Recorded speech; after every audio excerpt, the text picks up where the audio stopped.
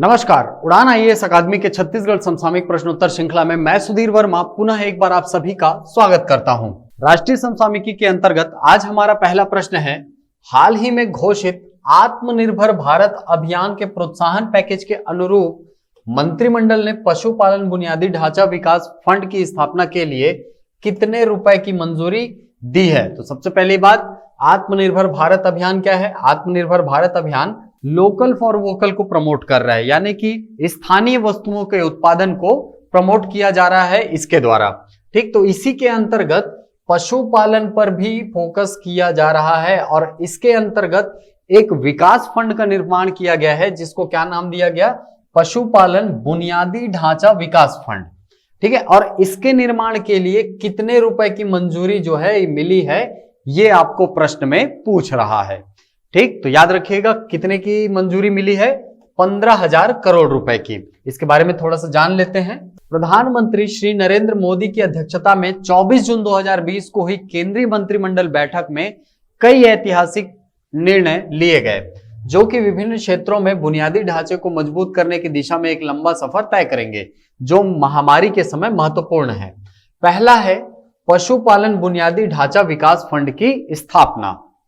ठीक, हाल ही में घोषित आत्मनिर्भर भारत अभियान प्रोत्साहन पैकेज के अनुरूप मंत्रिमंडल ने आज यानी 24 जून 2020 को पशुपालन बुनियादी ढांचा विकास फंड की स्थापना के लिए 15,000 करोड़ रुपए की मंजूरी दी है। देख पा रहे हैं आप कितना दिया गया है? 15,000 करोड़ रुपए।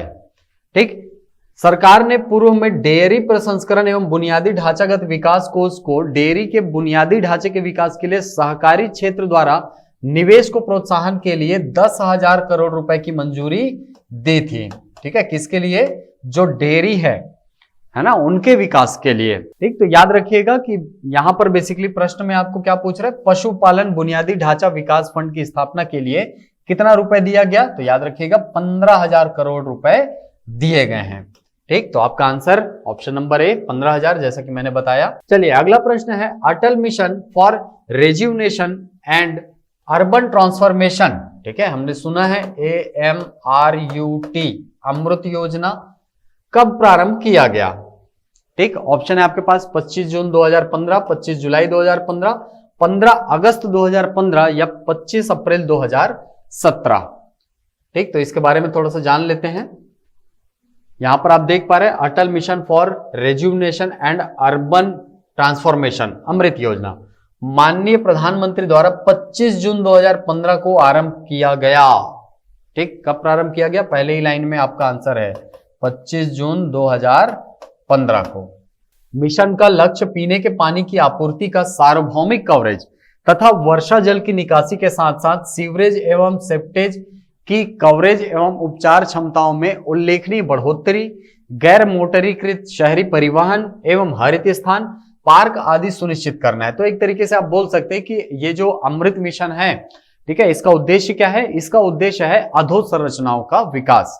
ठीक है, सहूलियतों का विकास करना है जिसमें पानी की आपूर्ति होगी। ठीक है, इसके अलावा वर्षा जल की निकासी, इसके अलावा जो सीवरेज है, जो नालियां हैं, उसको सही करना।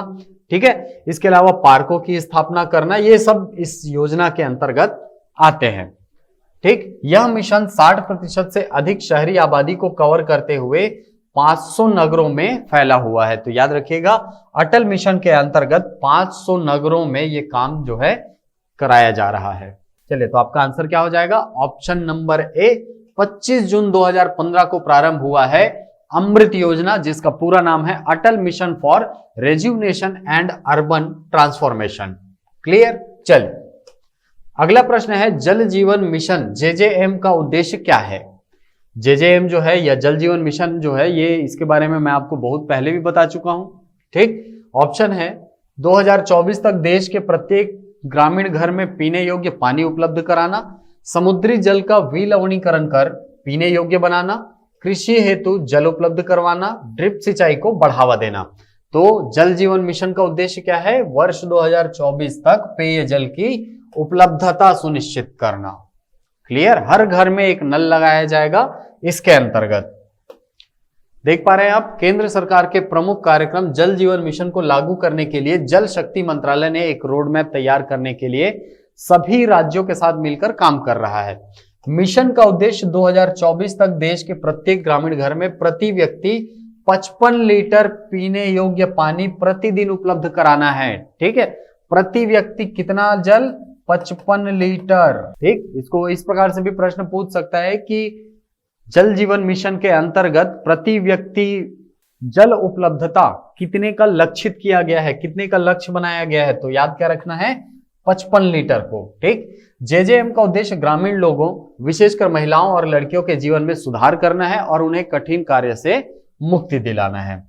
ठीक, तो यहां से एक चीज अपने को समझ आ गया कि ये जो योजना है इसका लक्ष्य क्या है? पेयजल की उपलब्धता सुनिश्चित करना। ठीक, कितना लीटर पानी? 55 लीटर पानी उपलब्ध कराने का लक्ष्य प्रतिदिन का रखा गया है इस मिशन के अंतर्गत। चलिए अगला प्रश्न है, नेशनल रिसर्च डेवलपमेंट कॉर्पोरेशन, ठीक है, एनआरडीसी द्वारा विकसित पीपीई सूट को क्या नाम दिया गया है? तो इसके बारे में थोड़ा सा जान लेते हैं। देख पा रहे हैं आप, कोविड-19 के प्रकोप के बीच व्यक्तिगत सुरक्षा उपकरणों पीपीई की बढ़ती मांगों को पूरा करने के लिए नौसेना द्वारा विकसित पीपीई सूट नवरक्षक की तकनीक एक और कंपनी को हस्तांतरित की गई है। National research development corporation NRDC द्वारा इस पीपीई सूट को बनाने की तकनीक आगरा की मेसर्स इंडिया गारमेंट कंपनी को सौंपी गई है। क्लियर? तो नाम क्या है? नवरक्षक। ठीक है, इस पीपीई किट का नाम क्या रखा गया है? नवरक्षक। ऑप्शन नंबर डी आप देख पा रहे हैं। ठीक, चलिए अगला प्रश्न है, भारत का पहला मानव अंतरिक्ष मिशन कौन सा है? ऑप्शन है आपके पास आकाश, अपोलो, गगनयान या भास्कर। देख पा रहे हैं, भारत का पहला मानव अंतरिक्ष मिशन गगनयान। ठीक है, कोविड महामारी से प्रभावित नहीं होगा ऐसा डॉक्टर जितेंद्र सिंह जी बोल रहे हैं। ठीक, तो याद रखिएगा, यहां से याद रखने लायक चीज यही है कि पहला अंतरिक्ष मिशन, ठीक है, पहला मानव अंतरिक्ष मिशन जिसमें इंसान को भेजा जाएगा भारत के द्वारा, क्या नाम रखा गया है? गगनयान। ठीक, आंसर क्या होगा? Option number C. चलिए अगला प्रश्न है, आत्मनिर्भर भारत अभियान के एक भाग के रूप में PM formalisation of micro food processing enterprises PMFME योजना की शुरुआत कब की गई? ऑप्शन है 29 जून 2020, 29 जुलाई 2020, 29 अगस्त 2020 या 29 सितंबर 2020। चलिए, तो यहां पर लिखा है, खाद्य प्रसंस्करण उद्योग मंत्री श्रीमती हरसिमरत कौर बादल ने 29 जून 2020 को आत्मनिर्भर भारत अभियान के एक भाग के रूप में PM formalisation of micro food processing enterprises योजना की शुरुआत की है। ठीक, केंद्रीय मंत्री ने कहा कि योजना में कुल 35,000 करोड़ रुपए का निवेश होगा और 9 लाख और अर्धकुशल रोजगार सृजित होंगे। ठीक, तो फैक्ट क्या याद रखना है? प्रारंभ कब हुआ? 29 जून 2020 को। ठीक, कितने का निवेश किया जाएगा? 35,000 करोड़ रुपए का निवेश किया जाएगा और 9 लाख जो है रोजगार के अवसर उपलब्ध कराए जाएंगे। ठीक, यहां पर प्रश्न आपको क्या पूछ रहा है कि कब हुई शुरुआत? तो 29 जून 2020 को हुई है। ठीक, अगला प्रश्न है, पीएम स्वनिधि योजना की शुरुआत कब की गई? ठीक, तो देखते हैं इसके बारे में। यह भारत के इतिहास में पहली बार हुआ है कि शहरी ग्रामीण क्षेत्रों के आसपास सड़क पर माल बेचने वाले विक्रेता शहरी आजीविका कार्यक्रम के लाभार्थी बन गए हैं। वेंडर 10,000 रुपए तक की कार्यशील पूंजी ऋण का लाभ उठा सकते हैं, जिसे वे 1 वर्ष में मासिक किस्तों में चुका सकते हैं। ठीक है, बेसिकली ये उसकी रूपरेखा है कि वो जो योजना है, जो स्वनिधि योजना है, वो कैसे क्रियान्वित होगी। ठीक, 1 जून 2020 को पीएम स्वनिधि योजना की शुरुआत। क्लियर है बात? ठीक, क्या है, कब हुई शुरुआत? 1 जून 2020 को। क्लियर? इतना याद रखिए, कितने तक का ऋण उपलब्ध होता है? तो 10,000 रुपए का। चलिए, तो आपका आंसर क्या हो जाएगा? 1 जून 2020 को। क्लियर? अगला प्रश्न है, कीर्ति चक्र 2020 से किसे सम्मानित किया गया? ऑप्शन है हेड कांस्टेबल अब्दुल रशीद कालस, हवलदार Alok Kumar Dubey, major Anil Uras, lieutenant colonel Krishna Singh Rawat. तो ये है हमारे हेड कांस्टेबल शहीद अब्दुल राशिद कालस। इनको मिला है कीर्ति चक्र। ठीक, मरणोपरांत ये कीर्ति चक्र दिया गया है इनको। ये जम्मू कश्मीर पुलिस में थे, स्पेशल ऑपरेशन ग्रुप के सदस्य। 18 फरवरी 2019 को पुलवामा के पिंगलान इलाके में वे एंटी टेरर ऑपरेशन में शामिल हुए थे। यह ऑपरेशन सीआरपीएफ के काफिले पर हमले की साजिश में शामिल आतंकियों के खिलाफ था। ठीक है, आपको पता होगा कि सीआरपीएफ का हमला हुआ था, आपको पता होगा कि सीआरपीएफ के काफिले पर 14 फरवरी 2019 को हमला कर दिया गया था। ठीक है, काफी दुखद घटना थी। इसमें करीबन 42 हमारे जो सीआरपीएफ के जवान हैं वो शहीद हो गए थे। ठीक, इस ऑपरेशन में आतंकियों से लड़ते हुए कालस वीर गति को प्राप्त हुए थे। ठीक, और इस मुहिम में उन्होंने जैश ए मोहम्मद के आतंकी कामरान और अब्दुल राशिद को मार गिराया था। ठीक है, वीरता का प्रदर्शन किया था काफी, इसीलिए इनको प्रदान किया गया है कीर्ति चक्र। याद रखिएगा, कीर्ति चक्र किसको प्रदान किया गया है इस वर्ष? Head constable Abdul Rashid Kalas. ठीक, इनके बारे में जानिए, इन शहीदों के बारे में। चलिए, तो आपका आंसर क्या हो जाएगा? Option number A. अगला प्रश्न है, एनआईपी 2012 के तहत भारत सरकार कितने बंद उर्वरक संयंत्रों को पुनर्जीवित कर रही है?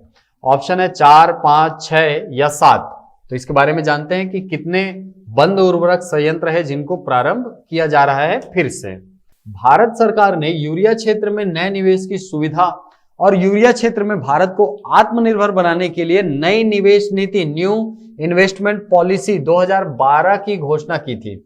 एनआईपी 2012 के अंतर्गत भारत सरकार 5 बंद उर्वरक संयंत्रों को पुनर्जीवित कर रही है। ठीक है, तो आंसर क्या है आपका? 5 ऐसे उर्वरक संयंत्र है जो बंद हो गए थे और भारत सरकार इनको पुनर्जीवित कर रही है, फिर से इसको प्रारंभ कर रही है। पुनरुद्धार के अंतर्गत 5 सार्वजनिक क्षेत्र की इकाइयां कौन कौन है? पहला है आपका Ramagundam fertilizers and chemicals limited, दूसरा है तालचर फर्टिलाइजर्स लिमिटेड, तीसरा है हिंदुस्तान उर्वरक और रसायन लिमिटेड। देखिए, ये जो हिंदुस्तान उर्वरक और रसायन लिमिटेड है, इसकी 3 यूनिट्स हैं। एक आपका गोरखपुर में है, एक आपका बरौनी में है और एक है आपका सिंदरी में। ठीक है, तो कुल 5, 1, 2, 3, 4 और 5 यूनिट्स हैं या 5 संयंत्र हैं जिनको फिर से प्रारंभ किया जा रहा है एनआईपी के अंतर्गत भारत सरकार के द्वारा। क्लियर है बात? ठीक, आपको पता होगा सिंदरी हमारे यहां उर्वरक बनाने की पहली फैक्ट्री थी। ठीक, चलिए, तो आपका आंसर क्या है? यहां पर 5 ऐसे उर्वरक संयंत्र है जो बंद हो गए थे और इनको पुनर्जीवित करने का कार्य जो है भारत सरकार के द्वारा एनआईपी 2012 के अंतर्गत किया जा रहा है। अगला प्रश्न है, मई 2020 में आए अम्फान तूफान से प्रभावित राज्य कौन कौन से थे? ऑप्शन है ओडिशा, पश्चिम बंगाल, आंध्र प्रदेश या तमिलनाडु। तो चलिए, ये प्रश्न आज राष्ट्रीय समसामयिकी में आपका होमवर्क। कमेंट बॉक्स में बताइए कि अम्फान तूफान से प्रभावित राज्य कौन कौन से थे। ये प्रश्न मैं पहले भी दिया हूं, इसीलिए कॉन्फिडेंस से बोल रहा हूं कि आप ये प्रश्न बना लेंगे। अब आते हैं हमारे अगले सेक्शन में, जो है छत्तीसगढ़ का आर्थिक सर्वेक्षण, उसका तीसरा भाग है। ठीक, तो पहला प्रश्न है, वर्ष 2019-20 में सर्वाधिक राजस्व व्यय किस मद में अनुमानित था? ठीक है, वर्ष 2019-20 की बात चल रही है और राजस्व व्यय की बात चल रही है। ठीक, तो किस मद में था? याद रखिएगा, वेतन भत्ते। ठीक है, वेतन भत्ते में सबसे ज्यादा व्यय जो है वो अनुमानित था वर्ष 2019-20 के दौरान। ठीक, अगर कुल राजस्व व्यय की बात करें तो कितना अनुमानित था? 78,594.53 करोड़। ठीक है, 78,594 करोड़ रुपए जो था वो कुल राजस्व व्यय था। ठीक है, इसमें से 21,454.12 करोड़, ठीक है, इसको याद रखिए, 21,454 करोड़ रुपए जो है वो राजस्व व्यय के अंतर्गत किसके लिए था? स्पेशली वेतन भत्तों के लिए था, जो कि सर्वाधिक था। ठीक, चलिए अगले प्रश्न की तरफ चलते हैं। अगला प्रश्न है, प्राथमिकता क्षेत्र में आवंटित ऋण में वर्ष 2018 की तुलना में वर्ष 2019 में कितने प्रतिशत की वृद्धि दर्ज की गई है। ठीक, आपको पता होगा कि प्राथमिकता क्षेत्र में ऋण जो है उपलब्ध कराया जाता है बैंकों के माध्यम से। वित्तीय संस्थान जो है वो ऋण उपलब्ध कराती है किसानों को। ठीक है, तो आपको पूछ रहा है कि वर्ष 2018 की तुलना में 2019 में कितना प्रतिशत अधिक ऋण प्रदान किया गया है वित्तीय संस्थाओं के माध्यम से, किस क्षेत्र के लिए? प्राथमिकता क्षेत्र के लिए। तो याद रखिएगा इसका आंसर है 10.26% की वृद्धि दर्ज की गई है। ठीक है, आवंटित ऋणों में प्राथमिकता क्षेत्र के लिए स्पेशली ऐसे प्रश्न आता है यहां से। ठीक है, प्राथमिकता क्षेत्र से इस प्रकार के प्रश्न आपको देखने को मिलते हैं। ठीक, अगला प्रश्न है जून 2019 की स्थिति में राज्य में सर्वाधिक कुल बोया गया क्षेत्रफल के आधार पर कौन सा जिला प्रथम स्थान पर है? कुल बोया क्षेत्रफल बोल रहा है। ठीक है, दो प्रकार का क्षेत्रफल होता है ना, एक कुल बोया गया क्षेत्रफल होता है। ठीक, तो शुद्ध बोया गया क्षेत्रफल के आधार पर राजनांदगांव प्रथम स्थान पर है। ठीक है, किसके आधार पर? शुद्ध बोया गया क्षेत्रफल के आधार पर। ठीक, देखिए मान लीजिए ये छत्तीसगढ़ है, इसमें इतने हिस्से में मान लो पहाड़ वहाड़ ये सब है, इतने में खेती की जाती है, इतने क्षेत्र में। ठीक, इतने में अगर पूरा फसल बोया रहा है, पूरा फसल बोया जा रहा है, तो उसी को बोलेंगे क्या कि ये शुद्ध क्षेत्रफल है बोया गया। ठीक, अब मान लो इसमें इतने क्षेत्र में क्या हो रहा है? दोबारा फसल बोया जा रहा है, तो कुल बोया गया फसल क्या हो जाएगा? इतना क्षेत्रफल तो शुद्ध है ही, इसके साथ इस दोबारा बोए गए फसल को, क्षेत्रफल को क्या कर दिया जाएगा? ऐड कर दिया जाएगा। तो क्या निकल जाएगा? कुल बोया गया क्षेत्रफल निकल जाएगा। क्लियर है बात? ठीक, तो शुद्ध बोया गया क्षेत्रफल में राजनांदगांव प्रथम स्थान पर है, जबकि कुल बोया गया क्षेत्रफल में भी राजनांदगांव प्रथम स्थान पर काबिज है। आपका आंसर क्या हो जाएगा? Option number B, Rajnandgaon. चलिए अगला प्रश्न है, राज्य में सर्वाधिक सिंचाई किसके माध्यम से की जाती है? नहरों से, नलकूपों से, कुओं से या तालाब से? तो चलिए ये प्रश्न आपका ब्रेन बूस्टर, बताइए कमेंट बॉक्स में कि सर्वाधिक सिंचाई का माध्यम हमारे छत्तीसगढ़ में कौन सा है और कितना प्रतिशत क्षेत्र उस माध्यम के द्वारा सिंचित किया जाता है। चलिए अगला प्रश्न है, छत्तीसगढ़ को हर्बल स्टेट कब घोषित किया गया? एकदम फैक्चुअल चीज, नहीं में 20 से 25 बार ये क्वेश्चन एग्जाम्स में आ चुके हैं। तो याद रखिएगा 4 जुलाई 2001 को हर्बल स्टेट घोषित किया गया हमारे छत्तीसगढ़ को। ठीक, अगला प्रश्न है, वर्ष 2014-15 से 2019-20 तक कृषि क्षेत्र का सकल राज्य घरेलू उत्पाद में योगदान की प्रवृत्ति रही है किस मूल्य पर? स्थिर मूल्य पर। ऑप्शन है आपके पास लगातार घटने की, लगातार बढ़ने की, बढ़ने घटने की या स्थिर रहने की। ठीक, तो देखिए वर्ष 2014-15 से 2019-20 तक कृषि क्षेत्र का जीएसडीपी में योगदान की बात करें, ठीक है, तो वर्ष 2014-15, ठीक है, ऐसा एक टेबल बना लेते हैं, 15-16, 16-17, 17-18 और 18-19, इसके साथ ही 19-20। ठीक, यहां तक का पूछ रहा है आपको। 14-15 में योगदान था 17.81%, वहीं 15-16 में हो गया 17.14%, घटा है, आप देख पा रहे हैं। ठीक, इसके बाद 16-17 में हो गया ये 19.21%। ठीक है, तो यहां से क्या हुआ है, ये बढ़ा है। 17-18 में क्या रहा? 17-18 में हो गया ये 16.62%, मतलब ये फिर से घट गया। 18-19 में 17.13% योगदान रहा, मतलब ये फिर बढ़ गया। 19-20 में 16.81%, हमने इसको देखा था कल के वीडियो में। ठीक, मतलब यहां से फिर ये क्या हो गया, घट गया। तो आप देख पा रहे हैं घट रहा है, फिर बढ़ रहा है, घट रहा है, फिर बढ़ रहा है, फिर क्या हो रहा है, घट रहा है। तो याद रखिएगा कृषि क्षेत्र का सकल राज्य घरेलू उत्पादन में योगदान की प्रवृत्ति क्या रही है, बढ़ने घटने की रही है। ठीक है, लगातार घटा है, फिर बढ़ा है, फिर घटा है, फिर बढ़ा है। चलिए अगला प्रश्न है, कुल राजस्व में खनिज राजस्व की हिस्सेदारी कितनी है? तो याद रखिएगा कुल राजस्व में खनिज से प्राप्त होने वाला राजस्व कितना प्रतिशत है, 27% है। ठीक है, मान लीजिए ये कुल राजस्व है, तो इसका ये जो 27% हिस्सा है ये किसके द्वारा आता है, खनिजों से आता है। क्लियर? चलिए अगला प्रश्न है, खनिज राजस्व में मुख्य खनिजों और गौण खनिजों की हिस्सेदारी क्रमशः कितनी है? तो याद रखिएगा, खनिज राजस्व में मुख्य खनिजों का हिस्सा है 94%, जबकि गौण खनिजों की हिस्सेदारी कितनी है? 6%। ठीक है, 100% कुल खनिज राजस्व है। ठीक है, खनिज राजस्व इसका 94 रुपया जो है ये आता है किससे? मुख्य खनिज से, जबकि 6 रुपया आता है गौण खनिज से। क्लियर है बात? ठीक, इसको याद रखिएगा, यहां से प्रश्न पूछता है। चलिए अगला प्रश्न है, राज्य में छत्तीसगढ़ मिनरल डेवलपमेंट कॉर्पोरेशन द्वारा कुल कितनी योजनाएं संचालित की जा रही हैं? तो याद रखिएगा, CMDC है ना, छत्तीसगढ़ मिनरल डेवलपमेंट कॉर्पोरेशन के द्वारा कुल 5 परियोजनाएं हैं जो संचालित की जा रही हैं। एकदम फैक्ट के रूप में पूछता है, इसको अच्छे से याद रखिएगा। चलिए अगला प्रश्न है, वर्ष 2018-19 में देश के कोयला उत्पादन में छत्तीसगढ़ की हिस्सेदारी कितनी रही है? ठीक, देखिए ये जो डेटा है आपको आर्थिक सर्वेक्षण में वर्ष 2018-19 के फरवरी तक का मिलेगा।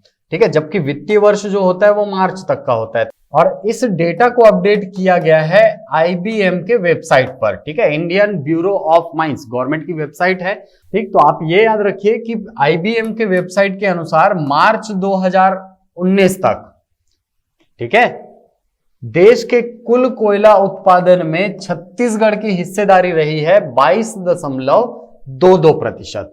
ठीक, बहुत इंपॉर्टेंट फैक्ट है।